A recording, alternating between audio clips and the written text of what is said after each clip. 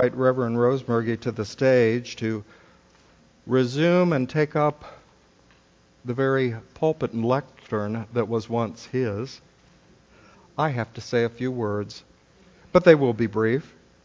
Many of you know, and perhaps some of you that are newer to the church, you don't know Jim and Nancy Rosemergy. It was their vision 15 years ago to initiate a unity community here at the Lake of the Ozarks. And because there were several wonderful individuals that could hold that same vision and that same dream, some that are still here today and some that have passed on to work from the other side. This work was begun. It was built up over the years, and some people like me just became acquainted with it only a couple of years ago. But I was acquainted with the Rosemergys before that.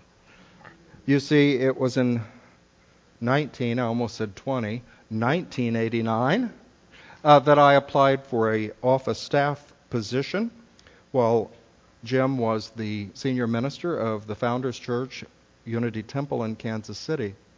And of course, the mighty administrative director, Nancy Rosemergy. Jim may have hired me, and it was a wise decision, but Nancy trained me. Jim and Nancy then moved on to Unity World Headquarters, where Jim became co-vice president at Unity School of Christianity. And there, perhaps he knew Reverends Bill and Marge Dale before, but they came into more of a working relationship there at Unity Village, overseeing the Unity World movement and its various activities, from the mighty silent unity prayer work that helps millions around the world to various forms of education, publishing, and other works that were laid down by our founders, Charles and Myrtle Fillmore, and all those who assisted them. So I particularly am pleased this week, after many years of not seeing the Rosemergys, since they went to Florida 10 years ago, we believe, on Father's Day week, 10 years ago, and took up the ministry of the church in Fort Myers, Florida. I've never been there myself, but my family used to vacation in Sarasota, so we got sort of close down by, but not quite all the way to Fort Myers. So they're doing a great work today, or now, and Jim wanted to attend the Unity Convention that was just held this week in Kansas City, and so what a marvelous opportunity for them to come and see the building that was constructed in the meantime on their foundation, and really to have an opportunity to share with us today. So whether you're one of those founding members that worked with the Rosemergys in starting this church, or you're a Johnny or a Jill come lately, like me, we can still learn and enjoy Jim's wisdom, Nancy's fine and mighty work, and our celebration after the service today. So let me turn the pulpit over, or perhaps I should say, give it back to Reverend Jim Rosemergy. Thank you. Thank you. Thank you.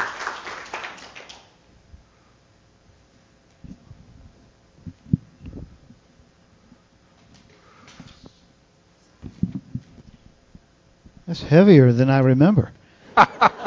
You put some lead in there, Harold, while I was gone, or what? Harold Haynes made this music stand, is what I would call it, and we spent a lot of time together. So it's kind of precious to be back with it again, and with you as well, to see all of you. I know many of you, and some I'm going to be meeting, I'm sure, this afternoon as we're sitting around, and I just want to say good morning to you. Good morning. Good morning.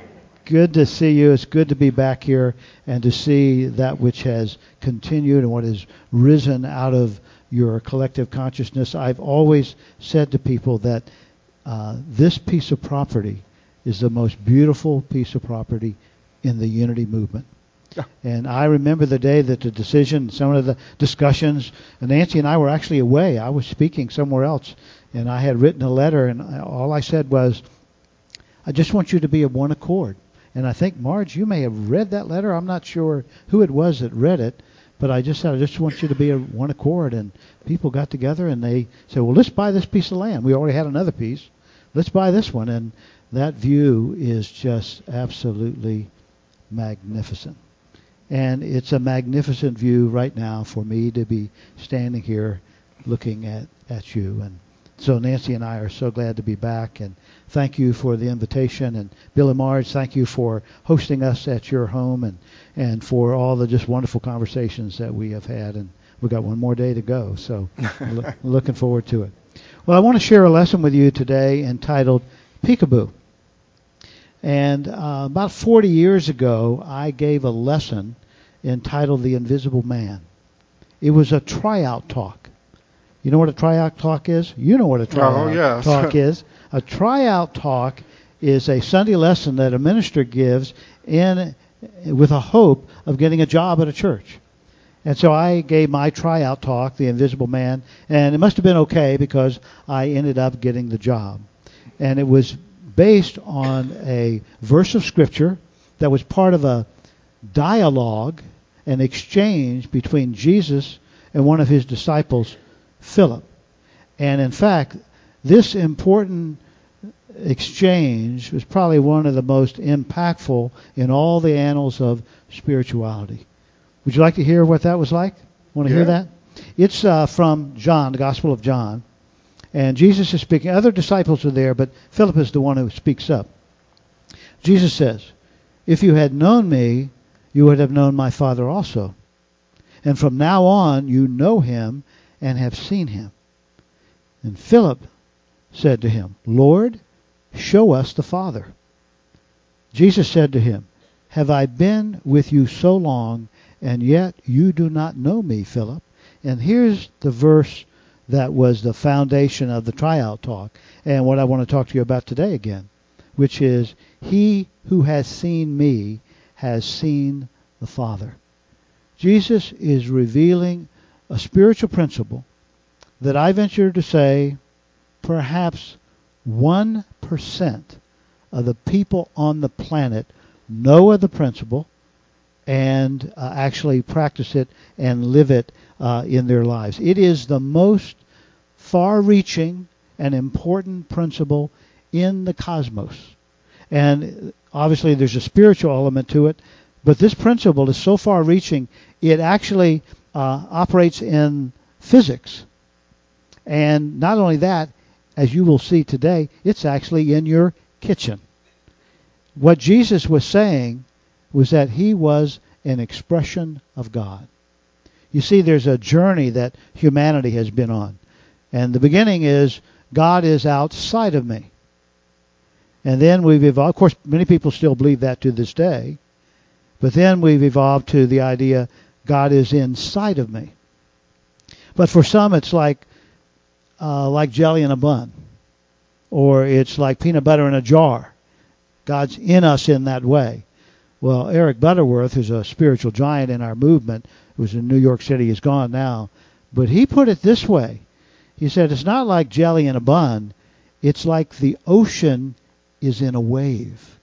That's the way it is, this expression. And so, are there examples? Has Jesus expanded on this idea of him being an expression of God and taking this incredible leap that each one of us here would be an expression of God? Because Jesus has been called the light of the world. He declared himself to be the light of the world, and then he took another step, didn't he? And he declared that we are the light of the world. And we are to, so it's not just to remain inside of us as some imprisoned splendor.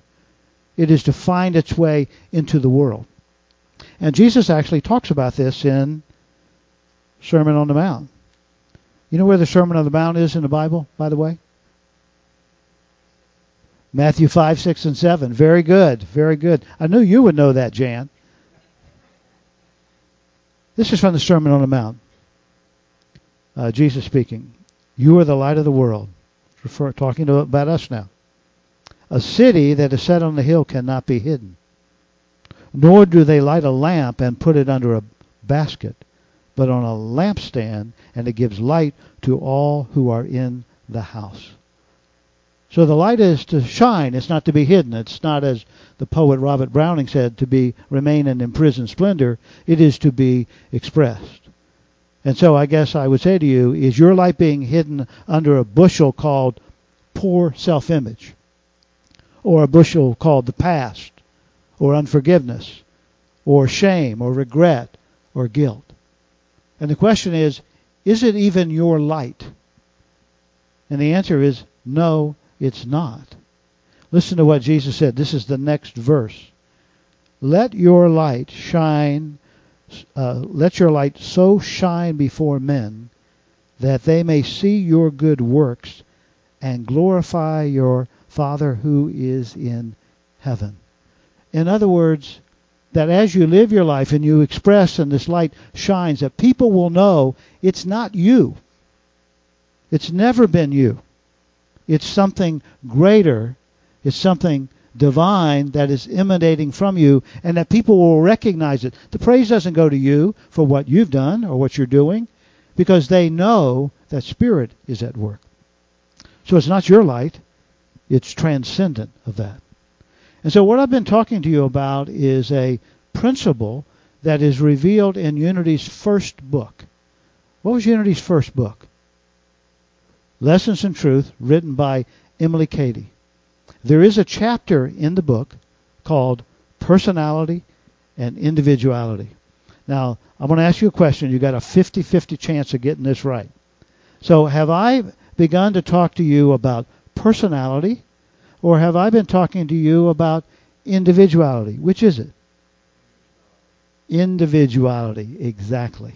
And before we leave today, I want you to have a thorough understanding of individuality and your role in it, and how important it is in your spiritual life and your earthly experience. So I want to give you 4 examples of individuality. The first one is the games we play. There is a manual that has the rules for football in it, or golf. I've got that in my golf bag, or baseball. Now, if you sit down and you read those rule books for any length of time, you are going to go to sleep. And the reason is because you have the rules there, you have the blueprint, but you don't have the expression. Nobody gets excited about these rules, which are the foundation for a game of football. But you can see a football game, and it's peewee, or it's high school, or it's college, or it's the pros, and I know there are people, they get very excited about that, don't they? Because the game is individualized. Those rules are expressed in a way that there's some excitement taking place on the field. So that's one example of individuality. But remember, I said to you, there's also an example of individuality in the kitchen. So I have here a recipe for brownies. And it's 2 ounces of unsweetened chocolate, 1/4 cup of butter, a cup of sugar, 2 eggs unbeaten, salt, flour, chocolate chips, vanilla. There it is. But, Jackie, you're a great cook. Would you eat this as it? Not taking a yes. Now take it up a notch. That's code for this recipe being individualized. Nobody eats a recipe. It needs to be, even though all the ingredients are here, there they are, but nobody eats the recipe. It has to be individualized. So what I'm saying is there is this incredible principle that operates throughout the cosmos. All the games we play, all the recipes we have, and it's also true of mathematics. Geometry. A triangle. What's a triangle? It's a 2-dimensional figure. It's got 3 sides that are interconnected, and the interior angles, all of them together, total 180 degrees. Remember that from long ago? You wanted to forget that. I know. I didn't do well in that particular course. Well, how many triangles can you draw based on that kind of blueprint for it? You know, you can draw an equilateral triangle. You can draw a triangle like this. You can draw a triangle like this. An infinite number of triangles can be individualized from that concept of that which it is. It's an example. Whenever you draw it, you have individualized it. You understand? What about the blueprint for this church? You look at the blueprint and you're happy to have it, but you can't worship in the blueprint. You can't have a class. You can't look out on the lake. You can't have a potluck. Can't have any of that. The blueprint has to be individualized. It has to be expressed. How many churches could you build from that one blueprint? An infinite number. So do you get a sense of what something being individualized means? So there is this blueprint. But here's the question. This is where it's coming home to us. It's becoming more personal for us. Is there a blueprint for you and me? Are we in some way, are there divine specifications for us of who and what we really are? Is there to be an expression of a divine blueprint? Maybe we would call the divine blueprint, when it comes to us, we would call it the image of God. And it's not physical, it's spiritual in our nature. We have divine specifications, just like you would for a home. And we're to build our lives based on the divine specifications. Now, sometimes as you build a house, maybe the walls aren't exactly plumb. Maybe the floor joists need to be kind of shored up a little bit. Maybe the foundation is on shifting sand, and what it really needs to be is on rock, something firm. This image of God, you have to understand individuality so well that you can look just about anywhere and you can see it. For instance, if you look at Hinduism, you would see that their idea of this image of God, they call it Krishna. And then you have Buddha, or Buddhist friends, they call it Buddha nature, or sometimes Maitreya.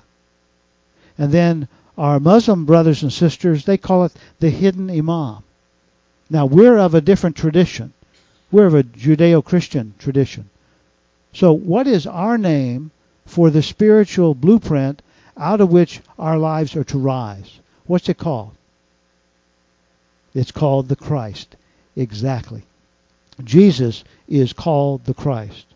He spoke of letting the light shine, which is exactly what we are to do. We are to let that light shine.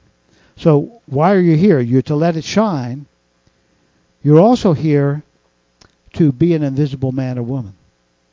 So that when people look at you, it's not just you that they see. The way you're living your life is such that they see love expressed. They see compassion. They see kindness. They hear it in your words.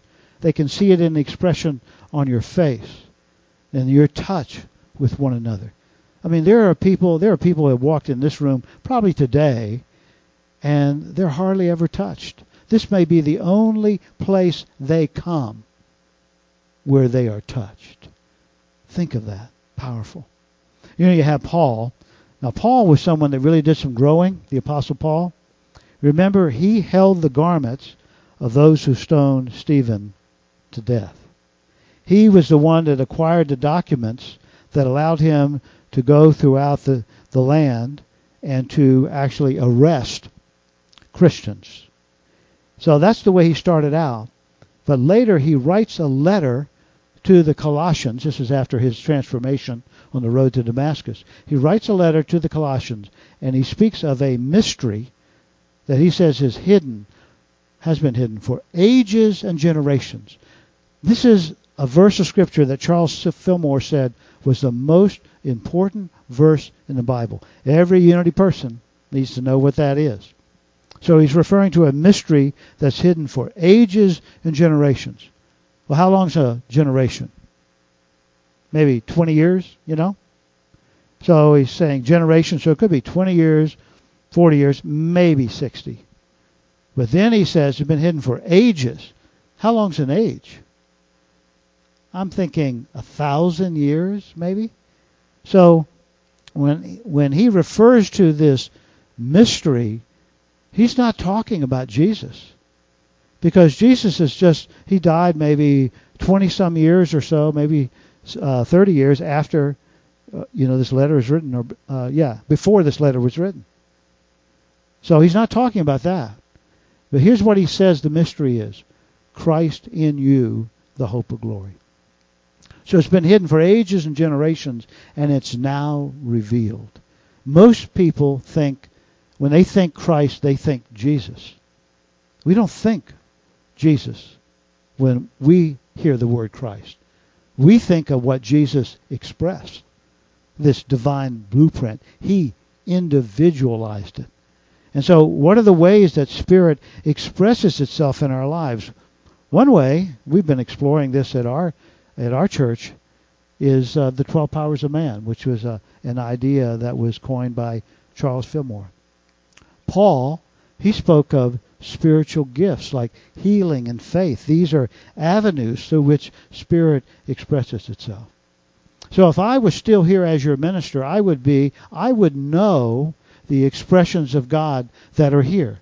I would know one of them is Dina. I would know the people that are in the AV book. I would have a vision of them, and I would know that they are expressions of this Christ. The welcome team that greets people, I would know the same truth about them. I would know the same truth about the hospitality team. That this is a group of people, not one or two or three and more, that have come together, and that's what's happening here. And it is, or you wouldn't be in the building that you're in. It's expressing this powerful presence of God. So you probably wondered about this lesson title, Peekaboo.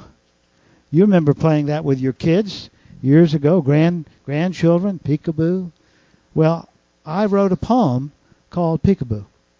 And it's about looking beyond the appearances of who we seem to be, and that which we try to project to the world. And we do it sometime in trying to hide or because we're hurt, whatever it might be. And then actually sing the truth. So let me read you this poem, Peekaboo. Peekaboo, I see you.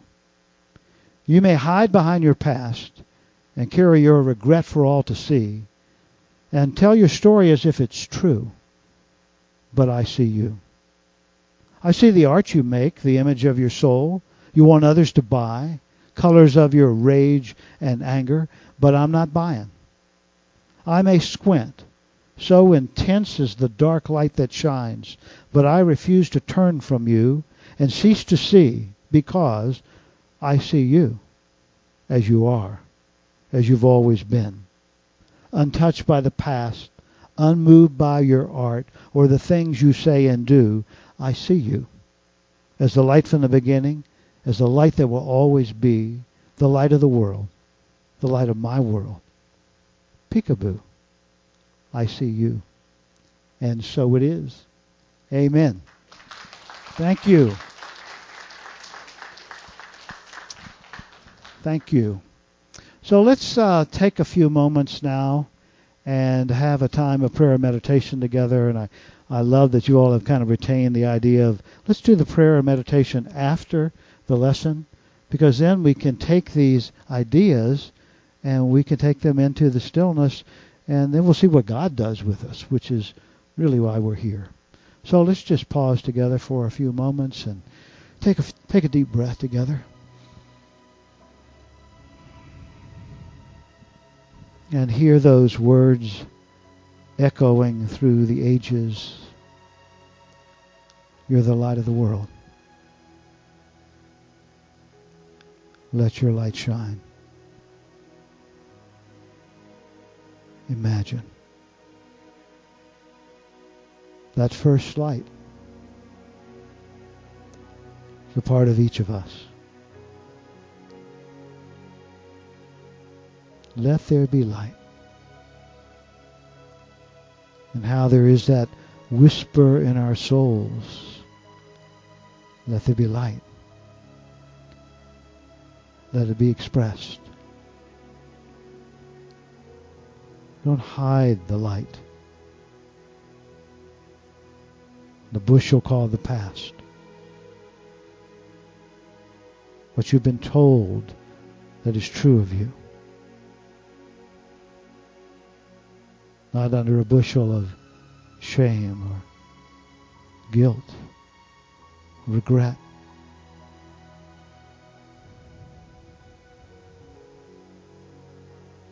I am attuned to the truth of being and indwelling Christ. That is the truth of my being. I am as God created me. No event, no harsh word from another, nothing I've ever done or has been done to me can change what God has made. I am as God created me, in the image and likeness of the One. I am pure spirit, untouched by the world. There is always an innocence and a purity about me. The truth of my being. And so I hear once again, let the light shine. Don't withhold it. Be who you are. And there will be more kindness on planet Earth. More compassion. More patience. There'll be more unity of spirit. People saying, let's do this together.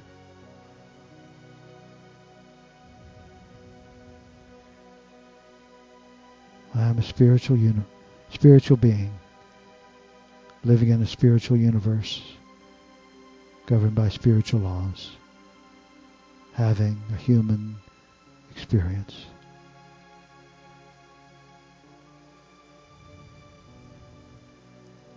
So a life is being built based on this mystery hidden for ages and generations, and now revealed, the Christ within. Hope of glory. So I take a deep breath and just take a few moments to rest in the silence, to let God be God.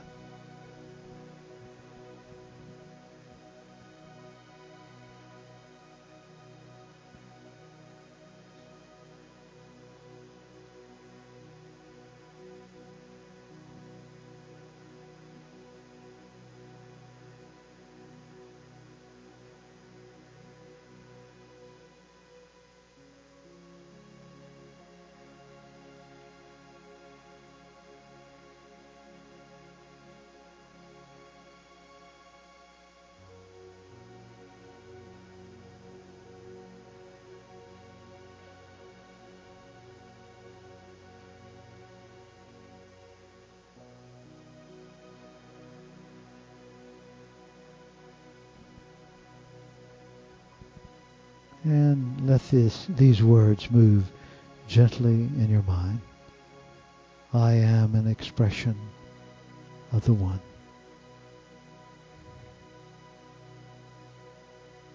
He who has seen me has seen the Father.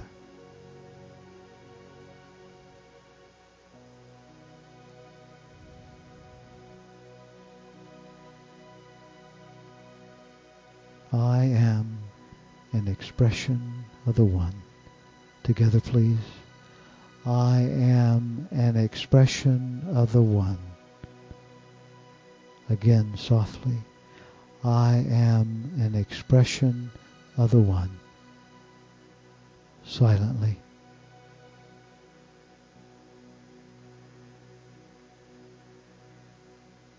I am an expression of the One. The place where kindness appears, compassion. Thank you, dear friend, that this is your vision of humanity. And so I take another deep breath, and I'm aware of my body temple,